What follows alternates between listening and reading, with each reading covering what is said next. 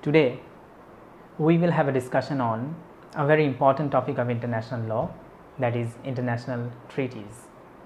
In our entire discussion we will explain certain major points. Number 1, introduction. Number 2, definition of international treaties. Number 3, the importance. Number 4, the basis. Number 5, the Vienna Convention on the law of treaties, and number 6, the formation of a treaty, that is the major steps involved in the formation of a treaty. So, to start with the introduction.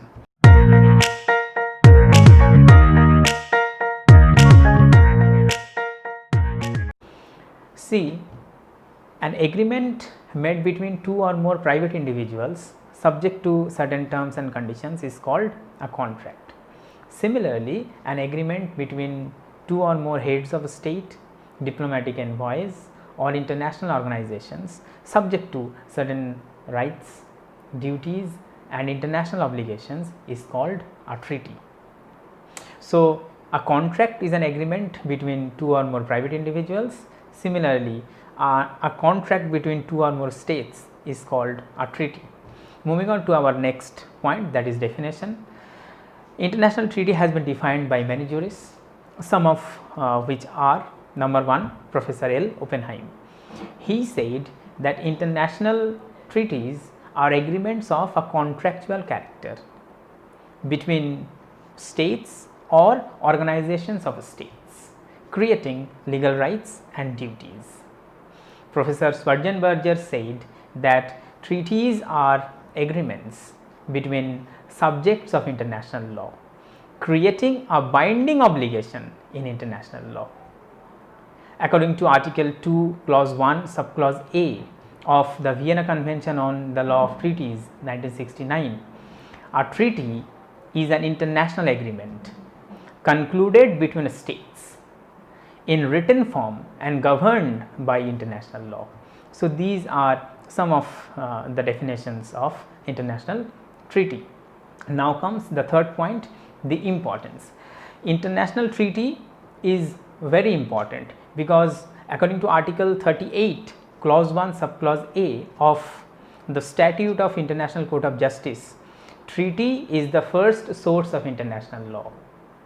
Whenever ICJ is deciding any case between states, it will consider whether there is any treaty between them or not. So, treaty is the first source of international law. It is that important. Now comes fourth broad heading, the basis.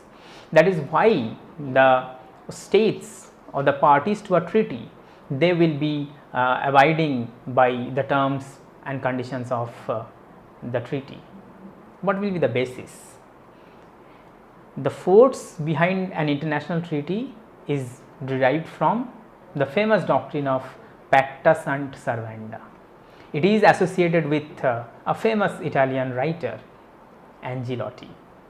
According to this famous doctrine of pacta sunt servanda, the parties to a treaty are bound to observe the terms of a treaty in good faith. So, good faith is the main basis of an international treaty. Now comes the convention, that is the Vienna Convention on the Law of Treaties 1969. Considering the increasing importance and significance of international treaty as a source of international law, the International Law Commission in 1945 decided its codification, and the draft code was ready by the year 1966. And in 1969, on 23rd May, the Convention on the Law of Treaties was adopted in Vienna. This is the main convention regulating international treaties all around the globe. It was adopted on 23rd May 1969 and it came into force on 27th of January 1980. As of 2018 January, 116 states have ratified this Vienna Convention on the Law of Treaties. Now, sixth broad heading of our discussion, that is the formation of a treaty, or what are the major steps which are involved in the formation of a treaty. There are 8 major steps involved in the formation of a treaty.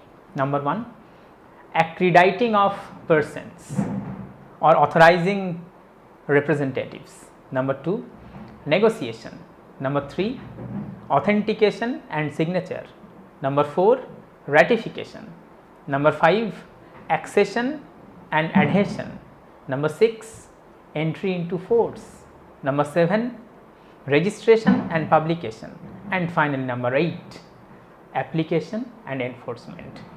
So, to begin with, number 1, that is accrediting of persons or authorizing representatives. The representatives are authorized either by head of the state or by the Minister of Foreign Affairs to start negotiation on behalf of the state.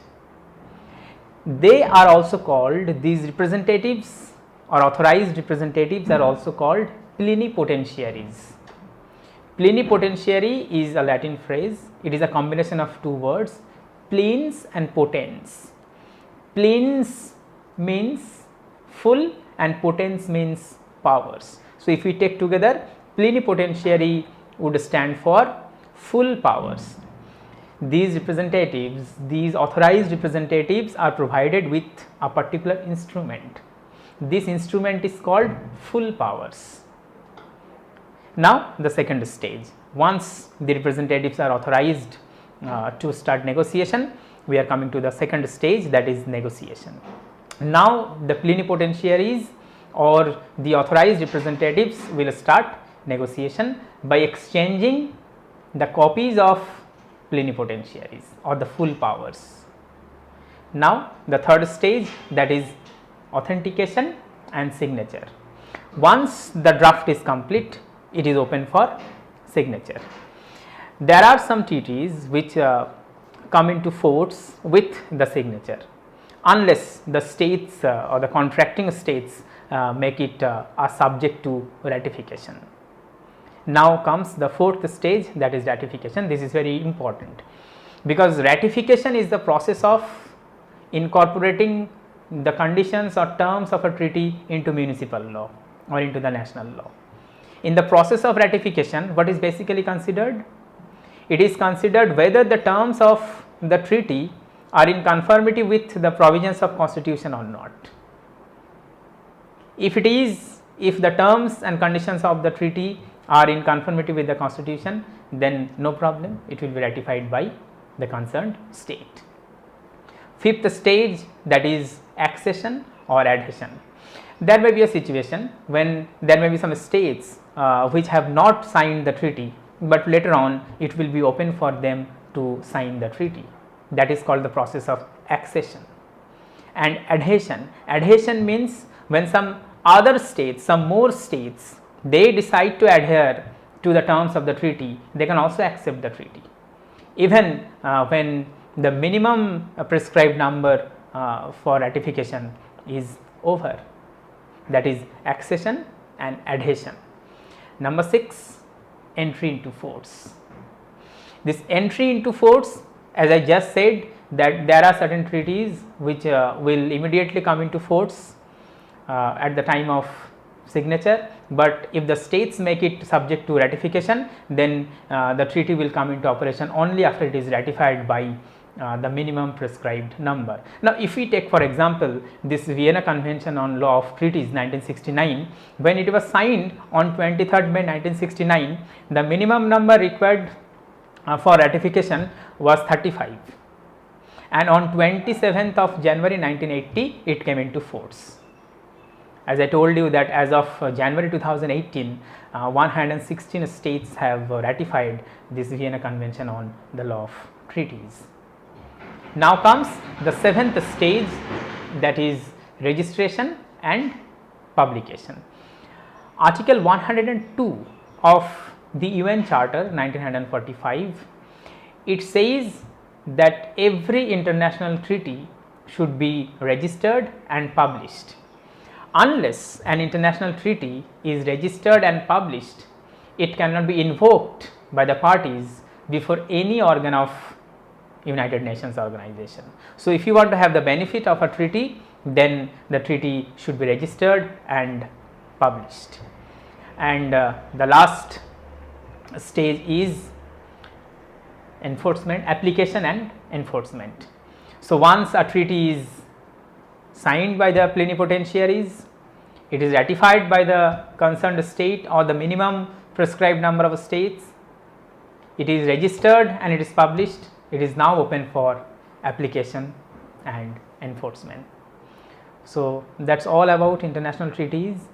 To quickly wrap up our discussion, we have discussed in this session introduction, definition, importance, basis, Vienna Convention on the Law of Treaties 1969, and the major steps taken or major steps involved in the formation of a treaty.